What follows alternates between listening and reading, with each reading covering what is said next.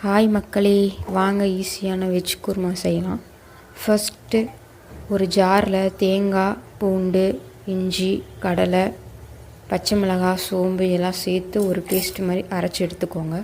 அப்புறம் அடுப்பில் ஒரு சின்ன குக்கரில் ஆயில் விட்டு கிராம்பு, ஏலக்காய், பிரியாணி இலை, பட்டை எல்லாம் போட்டு ஃப்ரை பண்ணிவிட்டு ஒரு பெரிய வெங்காயத்தை கட் பண்ணி போட்டுங்க.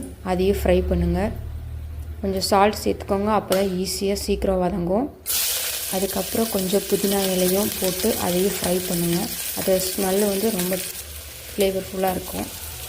அப்புறம் ஒரு தக்காளியை கட் பண்ணி போட்டு நல்லா வதக்கி தக்காளி மசிகிறத வதக்கிட்டு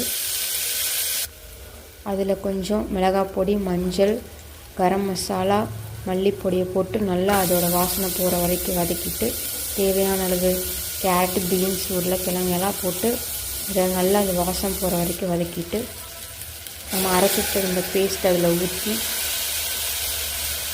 அதில் கொஞ்சம் உப்பு, காரம் எல்லாம் சரியாக இருக்கான்னு பார்த்து குக்கரை க்ளோஸ் பண்ணி 2 விசில் விட்டிங்கன்னா சூப்பரான வெஜ் குருமா தயாராகிடும். அதையே ஓப்பன் பண்ணி கொஞ்சம் மல்லி இலை போட்டு எடுத்திங்க